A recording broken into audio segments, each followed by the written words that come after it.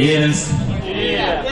Queria saudar a todos vocês, nossos caciques, também lideranças quilombolas, e saudar principalmente os companheiras desse assentamento, Terra Vista, pelo empenho de ter preparado esse encontro, de demonstrar que nós temos que dar pequenos passos, mas numa direção correta.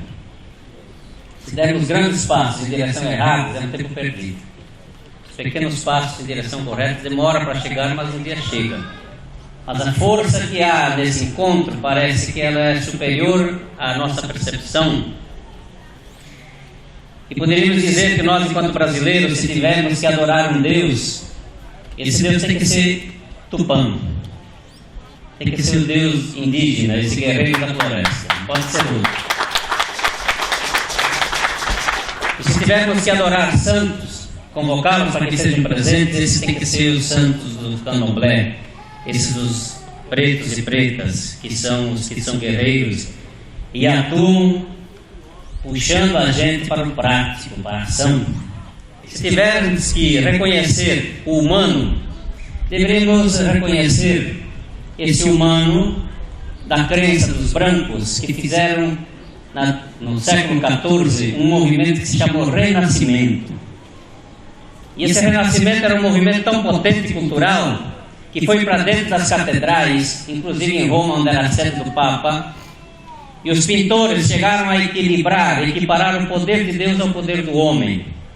E Leonardo da Vinci pintou na capela principal em Roma o homem e Deus encostando os dedos. Num sentido seguinte, ninguém precisa tomar o lugar um do outro, mas o humano precisa ser reconhecido como um ser que cria e tem poder de transformação, como se fosse uma divindade que está na terra. E a agroecologia é esse chamado, ou essa quase que uma religião do trabalho, que a religião vem do latim, que se chama religar.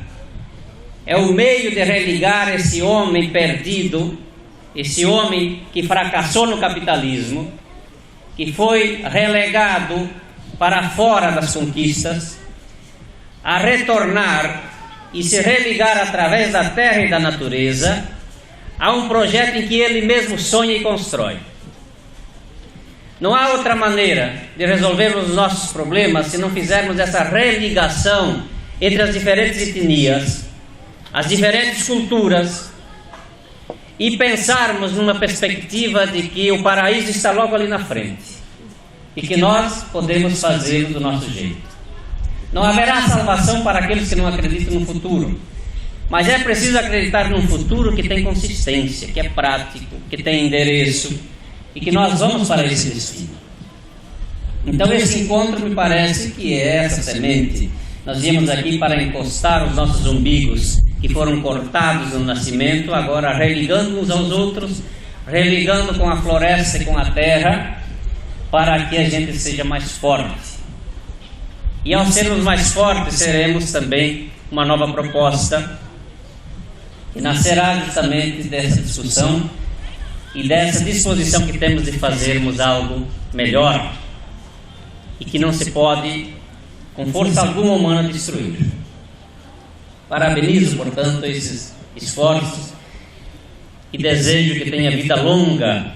Então diríamos que os movimentos sociais, eles têm diferentes naturezas no sentido do seu nascimento. Podemos diferenciar em duas. Há movimentos que nascem e morrem rapidamente porque buscavam aquilo que era o necessário para resolver problemas imediatos, e não haveria sentido desses movimentos continuarem mais adiante. Então é como se fosse um ciclo de vida que começa e termina, mas termina num curto tempo. E o segundo tipo de movimento é esse que tem uma longa duração. Esses sim são movimentos que nós temos que prestar atenção. Nós temos os movimentos que vêm das comunidades indígenas, que é desde a origem do Brasil, com esse nome, que estão aí resistindo e procurando o seu espaço. E ao conquistar o seu espaço, é preciso perceber se esse espaço é suficiente ou se precisa mais além daquilo que conquistamos. Os negros que vêm desde o tempo da escravidão, buscando a sua liberdade perdida, e querem também ter o seu território, e que hoje então disputam pequenas coisas, porque o grande foi perdido no sentido do momento em que nós nos colocamos diante da história, também como povos esfacelados. Quando nos dividimos, nos tornamos fracos, e os poderosos se tornaram tão potentes que nós ficamos com os restos, ficamos com a parte menor. E essa parte menor ainda é violentada para nos tomar, para nos tirar.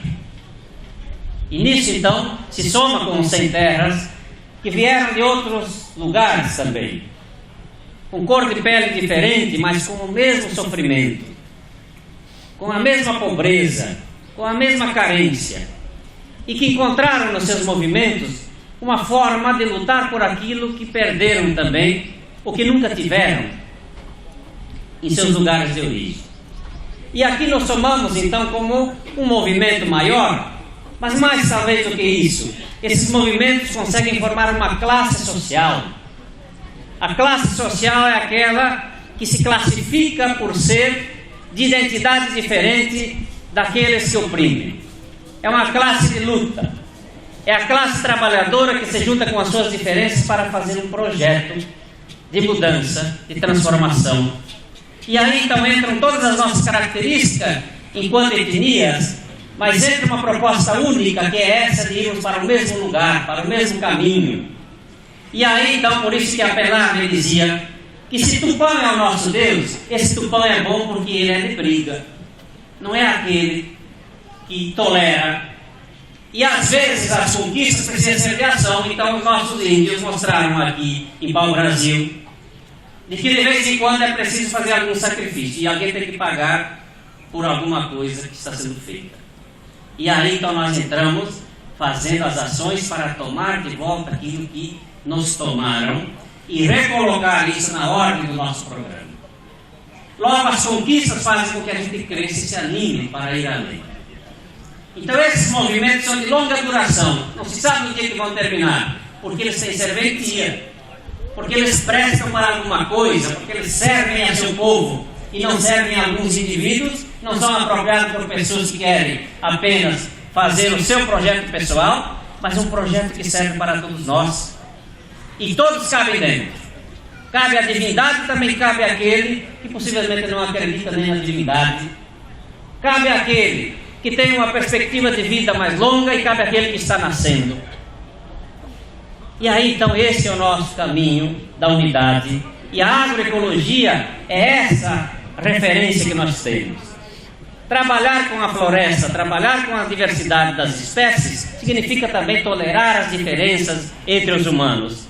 E somar-nos para fazermos essa grande floresta da sociedade nova, dessa sociedade socialista que nós falamos, onde não tenha o explorador e o explorado, mas os seres humanos convivam como a natureza convive, em paz, na civilidade, em que um respeita o outro para poder todos terem vida. Por isso então, companheiros e companheiras, nós poderíamos dizer que nós temos dilemas históricos enquanto movimentos. E esses dilemas nos colocam sempre perguntas se estamos no caminho certo ou se não estamos. Quem não se pergunta se está caminhando diariamente para o lado certo, pode se perder. E de vez em quando tem que parar e se perguntar. Nisso então os nossos movimentos têm três oportunidades ou três possibilidades de ser. O primeiro, que é o mais fácil, é se burocratizar, se tornando movimentos pacificadores, em que tudo é dialogado, tudo é administrado e hoje em dia com muito mais facilidade, até pelo celular. Alguém se rebelando aí, você liga para eles: ô companheiro, não está na hora de fazer isso, para com isso, pronto, o outro lá se desmobiliza. Isso são movimentos burocráticos que têm medo de queimar a sua imagem. Imagina o que vão dizer de mim se eu concordar ou fizer determinadas ações. São movimentos que já estão se descaracterizando e estragando a construção da sua classe e a construção da sociedade diferente. Um segundo caminho pode ser e que muitos gostam porque talvez é mais prazeroso, é esse da institucionalização. Institucionalizar é a gente se tornar legalizado. Legaliza o movimento, que daí você tem recurso público, faz projeto, que daí todo mundo vai te receber nas repartições. E aí você participa também da legalidade, porque a ordem que os capitalistas estabeleceram é para que tenha harmonia, e na harmonia não tem conflito. Então você institucionalizado não pode fazer conflito, porque a justiça te pega, te caça, te multa. Então você cada vez mais entra nesse caminho para se defender, porque se nós precisamos fazer a lei, então nós temos que eleger deputados, porque são os deputados que fazem as leis. E aí nós vamos conseguindo ter 1 deputado, 2, 5, e aí achamos que estamos crescendo enquanto movimentos. Na verdade, as conquistas ficam cada vez menores, porque quando a gente vai para dentro da casa do inimigo, o inimigo dá a comida que ele quer. Você almoça e janta aquilo que lhe põe na mesa. E fique satisfeito com isso, porque é isso que nós recebemos em troca. Portanto, se a institucionalização fosse correta, não existiriam movimentos de transformação, porque por dentro, com a lei, por dentro dos governos, por dentro do Estado, nós faríamos as transformações e não precisaria derramar uma gota de sangue, porque assinando decretos e projetos se fariam as transformações sociais. Não existe uma transformação dessa na humanidade. E esses que estão inventando essa nova onda, disseram que tem alguma explicação para dar, mas a história não tem. Na história não se pesquisa, não se acha solução para isso. Logo, é um caminho em que os movimentos vão sendo puxados para dentro da ordem, e lá dentro da ordem eles se amansam. É aquele bezerro brado que amarra um dia no curral, amarra 2 dias, amarra 3 dias, e daqui a pouco ele está manso, pode passar a mão onde você quiser, e ele não faz nada. Mas uma terceira possibilidade é você acreditar que as conquistas só vêm com luta. E se os filósofos do passado estão corretos, que diziam que a história da humanidade foi feita com conflitos, é criando conflitos que a história avança. Se não tiver conflito, a história para. A história dos pobres é a história da ação. Só se conta a história se fizer ação. Se não fizer ação, não tem história para contar. Não se tem nada a dizer, porque não aconteceu nada. Então uma sociedade nova só virá com isso que a nossa parteira está dizendo, com dedicação, com confiança, com sofrimento. Aí vem. Se não tiver isso, os ricos continuam sendo ricos e os pobres continuam sendo pobres, e nós acreditando que estamos avançando. Há que fazer ações para que os movimentos se fortaleçam. Por isso, então, nós poderíamos dizer que nós temos grandes desafios para resolver, e eu vou citar alguns aqui que vocês podem ir fazendo a vossa comparação. O primeiro desafio é nós sabermos quem são os nossos inimigos. Descobrir quem são os nossos inimigos é um primeiro passo, porque se você não sabe quem são os nossos inimigos, não sabe contra quem lutar. Às vezes podemos lutar contra os companheiros, porque não sabemos que são companheiros. Na agroecologia ou na agricultura, vocês já sabem muito claramente quem são os nossos inimigos. Você não pode usar o fogo, porque o fogo é um devastador da natureza, então é um inimigo natural da agroecologia. Você não pode usar o agrotóxico, porque o veneno não preserva a vida, ele combate a biodiversidade. Logo, você não pode usar esse indivíduo, porque ele vai lhe enfraquecer. Sementes transgênicas e outras espécies de coisas são nossos inimigos. Então aí está fácil. Quem quer fazer agroecologia vai sofrer como a mulher no parto, inicialmente, mas depois vai ter o prazer da companhia, da convivência e de uma vida em que vai ter mais tranquilidade quando os filhos crescerem e também se desenvolverem. Agora, na luta social e na luta política, às vezes a gente não consegue diferenciar. Tem inimigo que é mais poderoso que o fogo e a gente anda abraçado pensando que não vai se queimar. Tem inimigo que é pior do que o veneno do Roundup e a gente bebe e come na mesa como se fosse um alimento saudável e que vai nos envenenando a consciência, não o estômago, nos envenena as ideias, nos envenena a nossa criatividade, envenena a nossa perspectiva e a gente não se dá conta. Ora, isso não sendo compreendido, a gente faz muito esforço.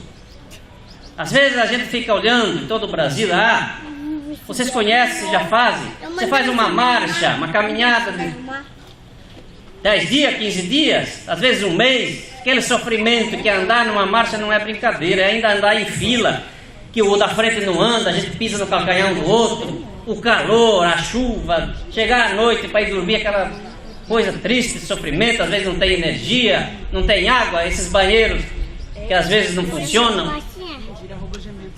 Para chegar no fim da marcha, bater palma para um político que vem nos receber.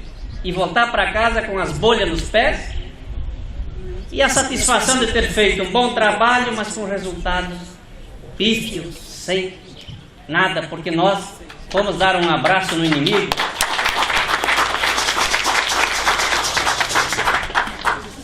Ora, eu digo isso porque o Estado, por mais que tenha um amigo seu que esteja vivendo, ele sempre é o defensor da ordem, do capital.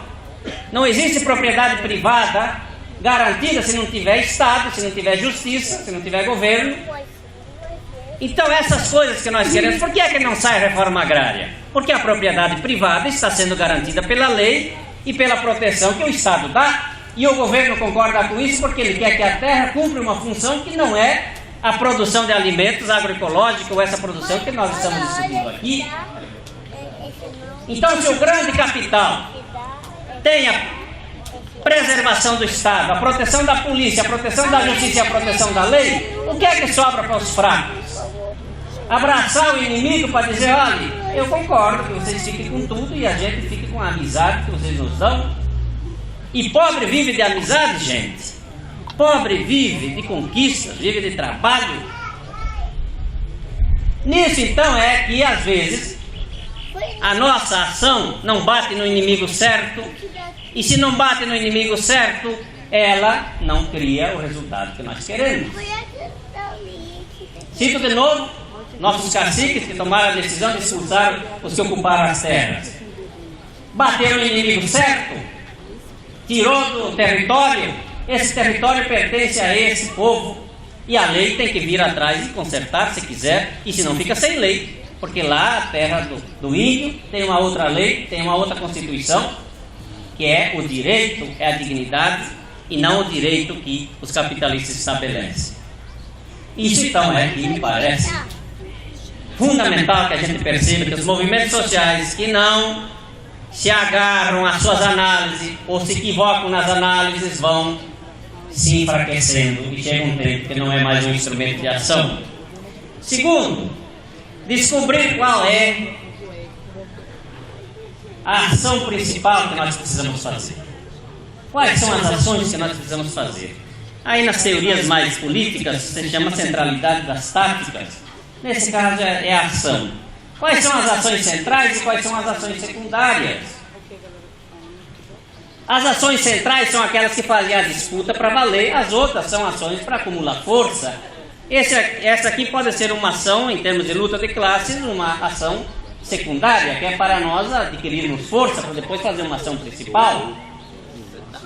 Ora, mas quando não se tem clareza de qual é a ação principal que se faz, tudo fica secundário. Tudo fica secundário. Então, não tendo essa centralidade, nós temos problema de crescimento. Então, a ocupação da terra, que para nós, no início do movimento, na década de 80, quando começamos o movimento, era uma coisa radical, e se nós fizéssemos uma ocupação por ano só, e era isso que nós fazíamos, havia estado que fazia uma ocupação a cada 2 anos,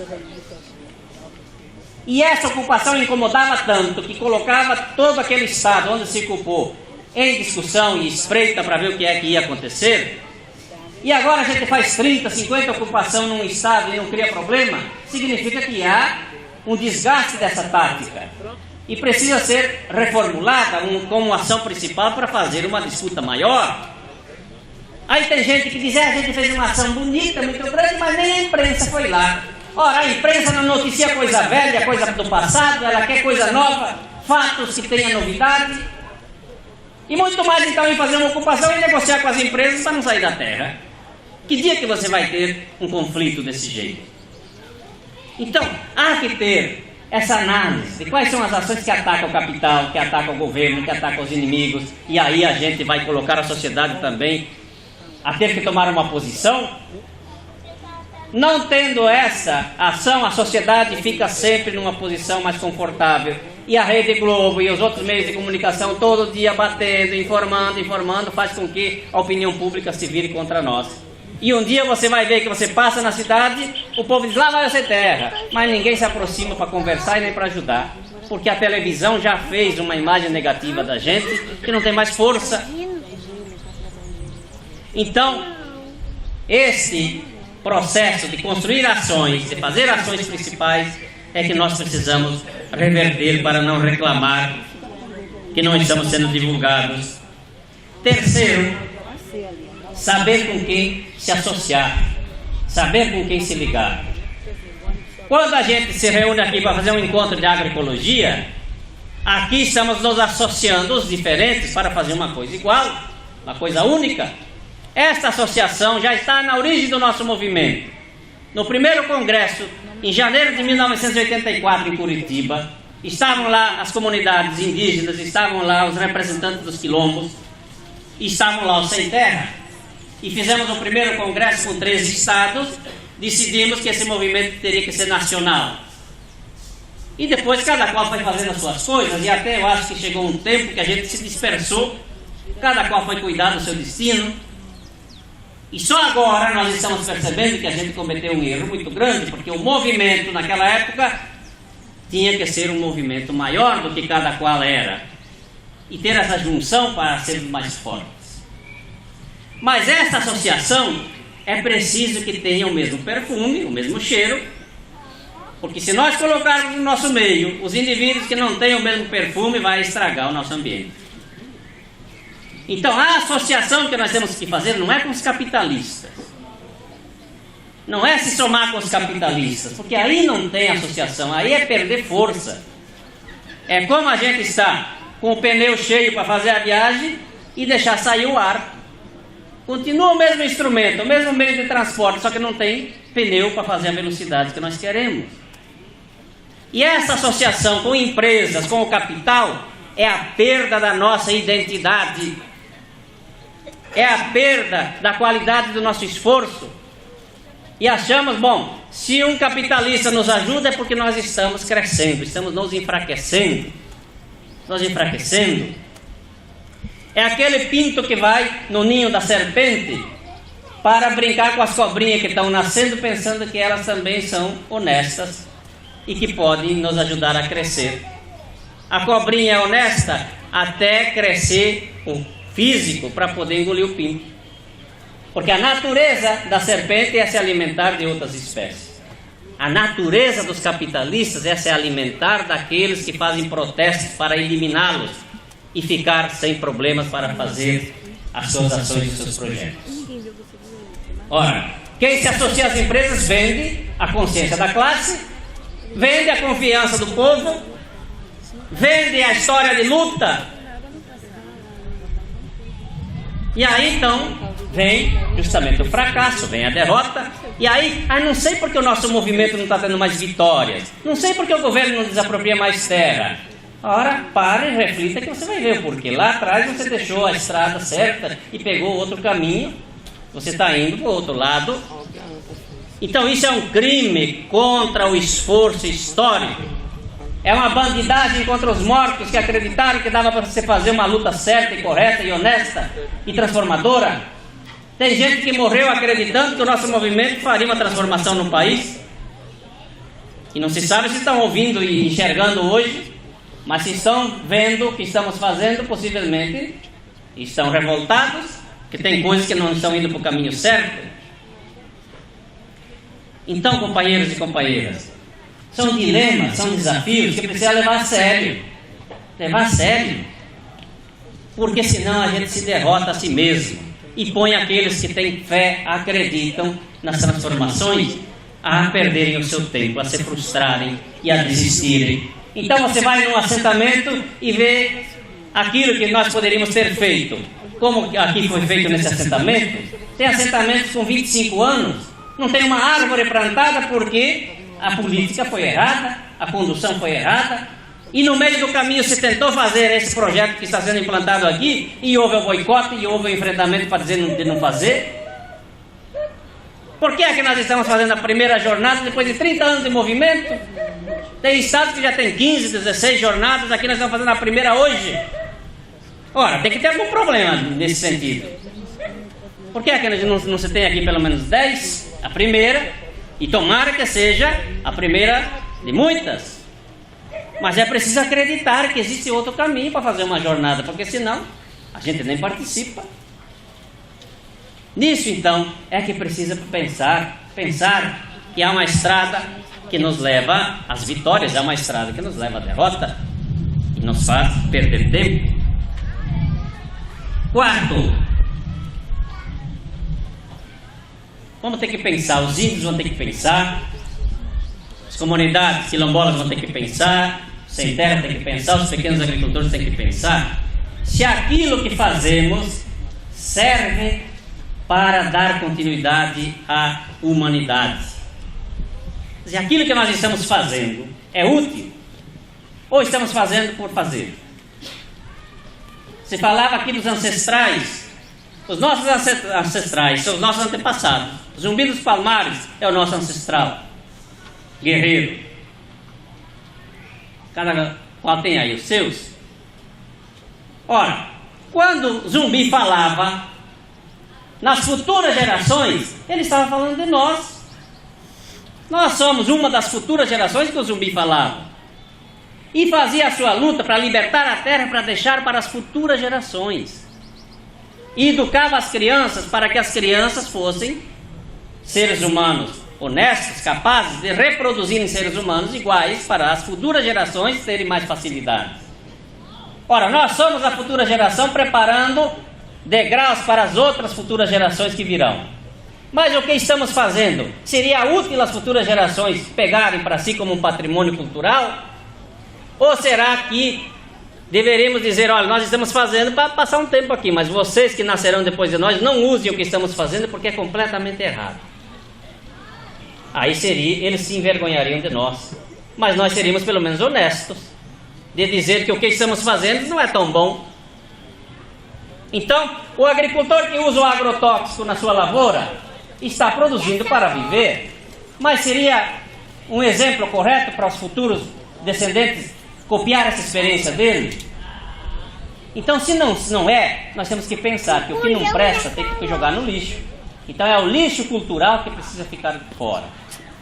E senão nós vamos fazer o que a nossa companheira disse, acreditar que lá fora do assentamento, fora da comunidade está a solução, então vamos buscar o que o que temos aqui que jogamos fora, vamos buscar lá fora. Então, a parteira, que era uma parte da comunidade, por isso se chama parteira, que fazia com o seu método a inspiração de colocar para fora aquilo que cresceu dentro da pessoa, porque se colocou lá dentro, espontaneamente, como se fez a fecundação. Nós agora vamos no hospital arrancar a força. Se nós tínhamos técnicas de agricultura que eram sadias, e aí abandonamos porque acreditamos que o agronegócio, porque o capital, porque a empresa capitalista é melhor, significa que nós deixamos de lado aquilo que era útil e fomos pegar aquilo que é inútil. Serve por um tempo, mas não serve para a continuidade da humanidade. E se nas ações, se nos métodos, se no tratamento dirigente e dirigido, há democracia, como a nossa companheira falou, a democracia não é só no sistema, a democracia também é dentro da organização. A base tem que ter palavra tão forte quanto os dirigentes, porque quem sustenta a organização é a base. Ora, se não tem respeito pelo povo, se não ouve o povo, se não dá condições para esse povo se desenvolver, não há democracia. Aí queremos construir uma sociedade democrática, mas aonde atuamos não tem democracia nenhuma. Consulta-se o povo com um pau na mão, se falar mal eu jogo o cacete. Ora, isso vai fazer seres humanos dignos? Vão fazer seres humanos livres? É como consultar o escravo com a corrente no pé. Você quer ser livre? O escravo diz eu quero, mas a corrente não solta. Então só a palavra não liberta ninguém. Só a palavra democracia não democratiza as práticas. É preciso as práticas serem inovadas, E aí sim, não há como fazer a agroecologia se não houver liderança e se não houver convencimento de participação. Um indivíduo só não faz agroecologia. Esse assentamento só faz agroecologia porque todos os assentados estão fazendo. Não é um só que está fazendo. Aqui tem uma direção que acredita e tem um assentamento que confia que esse é o caminho. Por isso dá certo. Então, se não há participação da coletividade para implementar e decidir, não há como fazer a agroecologia. E quinto, desenvolver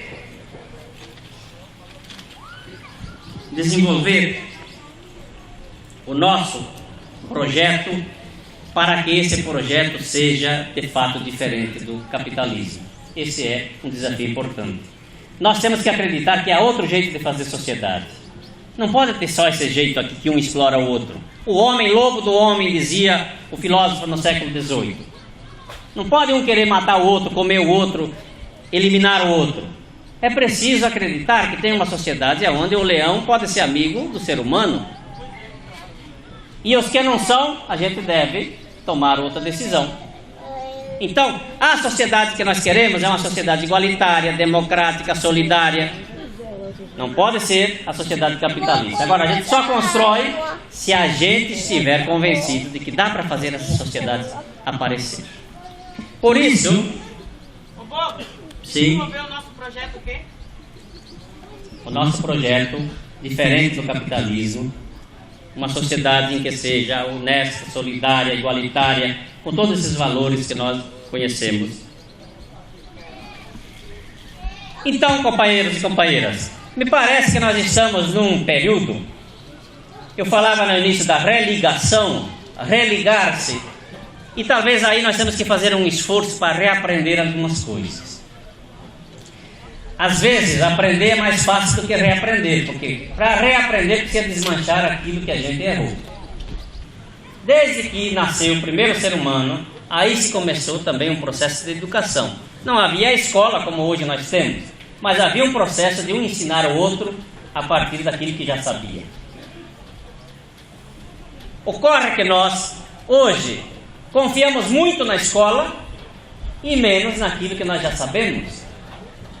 E a escola nem sempre está voltada para ensinar aquilo que precisamos, porque a escola é uma arma perigosa contra os capitalistas se ela ensinar aquilo que os capitalistas não querem. Então, tem muita gente que está fazendo curso de agronomia, curso técnico, mas que não é incentivado a ler um livro crítico. E só ler livro de técnicas não faz a gente ficar raivoso. A técnica é boa, mas ela amansa a gente, porque vai só fazer a gente olhar no aspecto da pesquisa particular. Então, o estudo filosófico, o estudo sociológico, esses estudos todos que nós sabemos são fundamentais para a formação do ser humano, e na escola nem sempre se estuda isso. E tem gente que não tem amor para estudar uma coisa que forme a sua consciência. Ele quer que forme profissionalmente, mas não quer ser um ser consciente. E isso então seria o mesmo que formar só do pescoço para baixo e deixar a cabeça oca. Porque esse indivíduo não tem destino, não sabe se orientar por conta própria. Então, reaprender a fazer isso é fazer como na Grécia Antiga fazia, em que o indivíduo tinha um discípulo. O discípulo era aquele que aprendia com o mestre. Vocês aqui falam em mestre, falam em caciques, falam em liderança, pois esses são aqueles que têm o conhecimento, que repassa sem ir para a escola. Ensina sem ir para a escola, porque é a força do exemplo. A parteira ensina sem a pessoa ir para a escola, porque eu acho que não tem uma faculdade de parteira, né? Mas ela sabe o que tem que ensinar e vai ensinando, ensina a filha, daqui a pouco a filha que aprendeu a esperar um filho 22 horas para nascer, já vira uma parteira também, porque o que essa pessoa deve ter aprendido em 22 horas, nós não vamos aprender nem com 50 anos de vida. Então essa é uma escola. E aí então está a força do exemplo. Joelson tem uma conduta correta, que pegou dos antepassados. Ele já foi na China visitar a China, E ele traz o conhecimento, diz, vamos fazer uma experiência que todo mundo enxergue. Se todo mundo enxerga, vai ter vontade de fazer igual.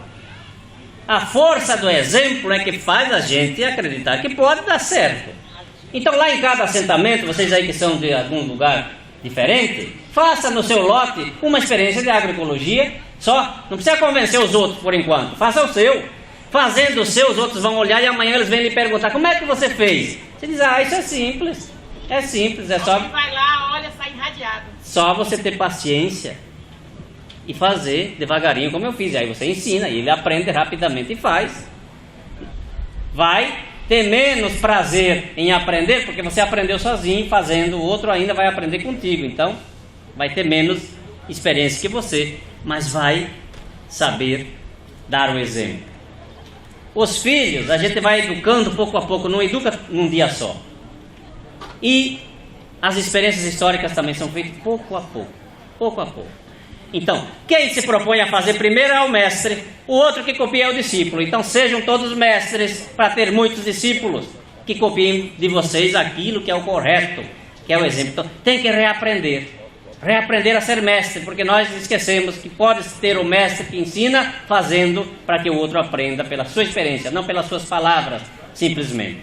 E isso dá trabalho, é sofrido, não acha os recursos, não acha apoio. O vizinho é o nosso inimigo, porque se nós não usamos veneno, ele usa. Ele bota fogo e às vezes queima aquilo que a gente está fazendo, protegendo. Mas não desista, faça, porque amanhã o seu vizinho vai ser um aliado seu. Um aliado. Faça como o indivíduo nessas comunidades. As lendas sempre são coisas inventadas, possivelmente. Mas há uma lenda sobre a semente do milho. Que havia um concurso em uma comunidade, todo ano tinha o concurso de quem produzia a melhor semente de milho. E, por sorte ou por azar, era sempre o mesmo indivíduo que ganhava. Ele produzia a melhor semente todo ano. E no final, a coisa inexplicável era essa, porque no final do concurso ele pegava a semente que ganhou o primeiro prêmio e distribuía para todo mundo. Olha, plante a semente, essa aqui foi a campeã. E no outro ano ele voltava com a melhor semente do que aquela que tinha distribuído. Então todo mundo começou a fazer pesquisa, principalmente esses pesquisadores de cursos universitários. Vai lá ver por que é que esse indivíduo produz a melhor semente. E chegaram a uma conclusão que não tinha nada de especial, porque ele deu a explicação. Ele disse, olha, aqui é simples, é só trabalho, dedicação e cuidado, não tem nada de especial. Mas o segredo principal mesmo é que os meus vizinhos plantam uma semente boa, então eles não estragam a minha experiência. Porque se eles plantassem uma semente ruim, contaminavam o meu milho e eu perderia a qualidade. Cada ano eles melhoram um pouco, e com a melhora deles eu melhoro um pouco mais. Então eu sempre vou ganhar o prêmio, mas os meus vizinhos também vão desenvolver, porque não ganham o prêmio do concurso, mas ganham um prêmio da qualidade do seu produto. Então você não precisa ser inimigo do seu vizinho, seja aliado, distribua a melhor semente, a melhor muda do cacau, as melhores coisas que você quer que ele produza, porque você também está produzindo e você vai ter uma ajuda ao redor do seu lote. Não compita com ele, não concorra com ele, porque você está se destruindo. Um destrói o outro quando a gente entra na competição. Então vejam, são experiências em que nos tornam mestres, sabedores e que nos fazem seguir para esse caminho da transformação muito mais fácil. Quem aqui conhece a história da humanidade sabe que nós já fizemos 3 alianças. Aliança é quando você faz uma ligação entre os humanos e a divindade. E teve então a aliança primeiro, que foi a aliança de Moisés, né? Vocês sabem, isso está na Bíblia. Só estou contando para vocês aqui para poder fazer o raciocínio que eu quero chegar. Quando Moisés saiu do Egito com os escravos e foram lá para a terra prometida, que ele nunca chegou porque morreu antes, lá no meio do caminho teve aquele problema que ele foi escrever as leis e se isolou do povo para escrever os mandamentos, e o povo inventou outro caminho, inventou um bezerro para adorar, que não era mais a divindade. Então quando Moisés chegou com as pedras escritas com os mandamentos, viu aquela desgraça e disse, pô, eu estou indo para onde com um povo que vai adorar um boi? Né? Em vez de adorar a divindade, adora um bezerro. Então ele pegou e quebrou as pedras, rasgou, hoje seria rasgar as leis, ele quebrou as pedras da lei E aí dizia, agora vamos resolver o nosso problema, acertar o caminho. E aí resolveram na espada, né? Mas deu um aviso, olha, aqueles que são do nosso projeto, mata o cordeiro e pinta as portas com sangue, porque aquele que tem sangue de cordeiro na porta é o sinal de que não vai ser executado.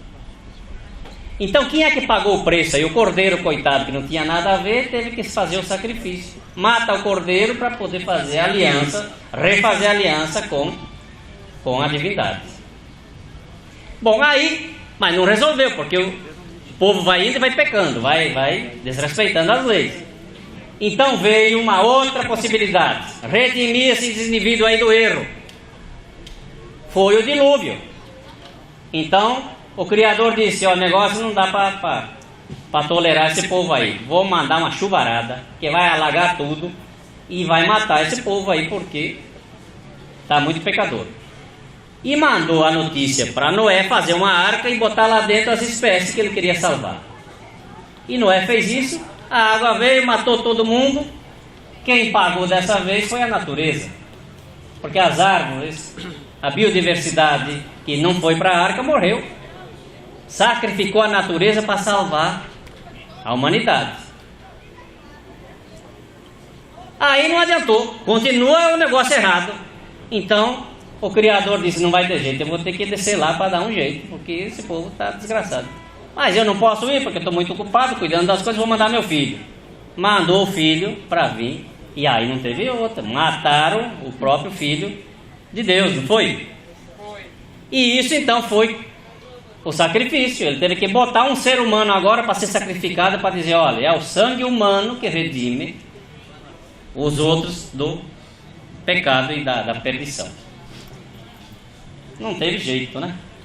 Dali a pouco começou de novo a descambar as coisas. Não, todo mundo está salvo aí pelo sangue do cordeiro que foi imolado. Mas todo mundo está perdido. Então eu acho que nós está na hora de ter que fazer a quarta aliança.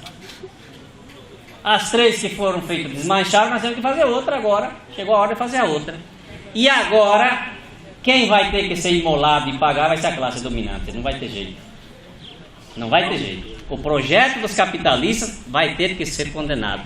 E nós vamos ter que fazer um projeto novo para salvar a natureza, salvar o planeta e salvar os pobres, que não são os contaminadores de nada. Porque se a terra ficar na mão do imperialismo, dos grandes capitalistas, isso aqui vai explodir. Vai degelar a geleira e vai aquecer o planeta, que as vegetações não vão ter tempo de se adaptar à quentura e vão morrer. Então, para que esperar que isso aconteça antes de tomar uma providência?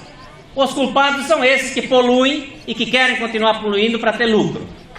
E nós ficamos aqui, pois é, não sei, de repente, isso aí, a ciência pode estar enganada, né? Pode ser que não vai ser tudo isso, né? Os cientistas estão dizendo que o mar vai subir até 14 metros nos próximos 100 anos. 100 anos é um pulo. Eu estou quase lá. Não é? Então, se o mar sobe 14 metros, vai alagar até onde? Até a nossa experiência aqui de agroecologia, porque vem de Ilhéus para cá, aquela enxurrada de onda que vai tomar a terra. E para cima da terra é a quentura. É aquele fogo que ninguém aguenta. Nem o urubu vai escapar, mesmo voando. Então, gente, é a aliança que nós temos que fazer agora entre nós, entre o índio, entre o negro, entre o branco, entre o pobre, entre aquele que quer viver e entre a natureza, porque aí é que está a força. E fazermos o nosso projeto e sacrificar agora aqueles que incomodam. Alguém vai ter que pagar por isso. Tá certo? Então, esse é o nosso caminho. Bom, se nós não acreditarmos nisso, então vamos tentando, né? Disputamos uma eleição aqui, elegendo um vereador ali, um prefeito lá, e não sei o que. Aí pronto, nós vamos longe. Vamos longe. Para dentro do povo. Certo?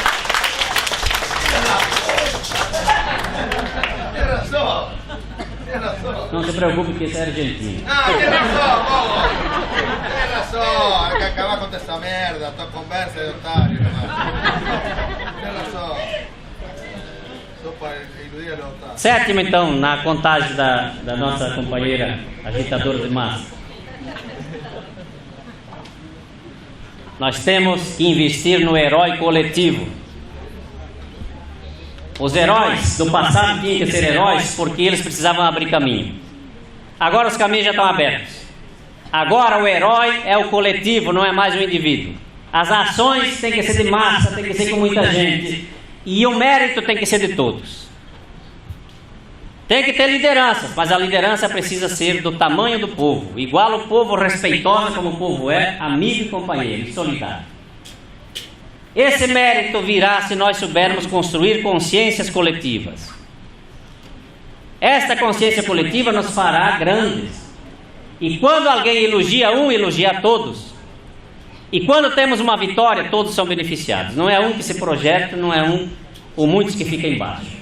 Então o herói coletivo é uma tarefa que nós precisamos construir dia a dia, na experiência concreta da agroecologia. Podemos fazer isso no nosso lote, individualmente, mas o nosso lote não pode estar fora das decisões coletivas. Não precisa trabalhar todo mundo na mesma roça, mas cada um tendo a sua roça com os mesmos produtos e a mesma técnica, nós estamos fazendo certo. E depois socializamos a produção, vendemos junto e ganhamos mais porque estamos adquirindo mais força. É o que está se fazendo nesse assentamento. Cada um tem a sua roça, mas aqui é uma experiência coletiva, porque eles decidem junto. O viveiro é para todo mundo, tem muda para todo mundo, a fábrica está se instalando para todo mundo. E cada qual traz o seu produto aqui, mistura, e quando mistura não sabe mais de quem é. E aí está o assentamento Terra Vista, que passa para o mundo como uma experiência diferente. Onde cada um quer fazer para si, quer ser o herói sozinho. E herói sozinho é herói derrotado, não serve para nada. Um herói sozinho não serve para nada, não é? Então, é melhor, diziam os nossos antepassados, é melhor ter um valente junto com o povo do que ter um valente morto. Não é isso? O valentão que quer resolver o problema sozinho morre. Mas nós queremos um valente vivo, né? Então o valente vivo é aquele que vai junto com o povo, não é aquele que vai sozinho. E isso é uma pistolagem, matava muita liderança nossa no início do movimento. Por último, já estou passando o tempo, né? O tempão que a coordenadora não me avisa. Sétimo é? Sim. Cuidar da tradição. Cuidar da tradição. Tradição significa uma coisa importantíssima que às vezes a gente não leva a sério. A tradição são tentativas feitas na história para romper com a continuidade da história. Tradição é quando aparece um movimento que diz para que nós queremos ir para outro caminho. A luta contra a escravidão é uma luta tradicional, porque a continuidade era a escravidão continuar por mais de 200, 300 anos. Canudos de Antônio Conselheiro é uma tradição, mostrar que dá para fazer na sequidão do Nordeste, fazer uma cidade de 25 mil pessoas, só com cajados e sandálias para poder chegar até lá. Chegaram sem ferramentas, sem nada, e fizeram a segunda cidade do estado da Bahia, no final do século XIX.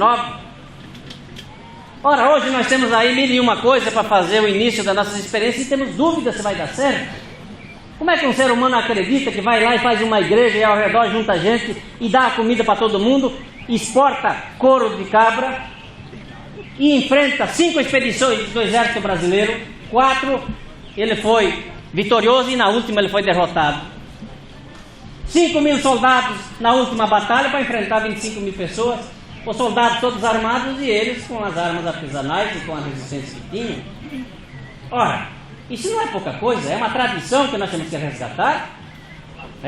Agora, superar as deficiências. As deficiências de Canudos é que eles estavam plantados todos num lugar só, num assentamento só. Então o exército veio e cercou e começou a jogar canhão, bala de canhão lá para dentro e devagarinho foi matando Canudos. Quando nós estudamos, começamos o movimento, já vamos estudar. E o estudo de Canudos nos mostrou logo no começo. E é por isso que a gente se deslocou do sul do país para cá também, não é por acaso. Eu saí de Santa Catarina em 85, cheguei na Bahia em 25 de outubro para ajudar a organizar o movimento no Nordeste, que não existia ainda o movimento sem terra. porque na nossa cabeça estava, se a gente ficar num lugar só, no sul do país, o exército nos destrói. Nós temos que fazer um movimento em todo o país, em todo lugar, porque se um dia cerca num lugar, a gente tem força para agir no outro. E está aí o nosso movimento. Está aí o nosso movimento. Em 3 anos nós fizemos um movimento no Nordeste, se somou com o Sul e se tornou esse grande movimento que, numa ida que eu fui a Portugal e tive o prazer de encontrar Vasco Gonçalves, que foi o líder da Revolução dos Cravos de Portugal em 1974, ele já velhinho, sem voz, me abraçou e disse: vocês são a esperança do mundo. Ai, que lindo. Se nós somos a esperança do mundo, não é porque a gente fez pouca coisa. E a esperança do mundo só continuará sendo se nós tivermos a capacidade de implantar coisas que dão esperança aos outros. Agora, aquilo que faz com que os outros se afastem, que a militância desanime, que a militância não acredite tanto no movimento porque está fazendo coisas que não deve, e que a população em geral não bate palmas para aqueles que agem, significa que aí nós estamos mal. A esperança do mundo vem se nós plantarmos esperança todos os dias no coração das pessoas. Primeiro daquelas que estão na luta e segundo naquelas que nos devem ajudar, apoiar e a seguir em frente. Então, companheiros e companheiras, que essa semana não seja em vão. Que vocês que vieram para cá e vão plantar uma árvore antes de ir embora, deixem aqui a marca, a impressão digital de vocês, que vocês acreditam que isso é o caminho. E que por onde vocês passarem de hoje em diante, vocês deixem palavras de ânimo para aqueles que precisam melhorar a sua consciência, melhorar o seu trabalho e acreditar no futuro fazendo coisas diferentes do que vem fazendo. E fazer com que os nossos movimentos não sejam movimentos que farão os nossos descendentes sentirem vergonha de nós. Que nunca nos chamem no futuro que fomos covardes porque não acreditamos ou porque nos desviamos do caminho. Que nos chamem de heróis coletivos. Um movimento que soube desafiar o capitalismo e soube fazer com as suas próprias forças coisas que não podem ser desmanchadas. E se não podem ser desmanchadas, serão patrimônios que a humanidade aproveitará. Se nós somos a esperança do mundo, devemos ser também os construtores de um novo mundo. Muito obrigado.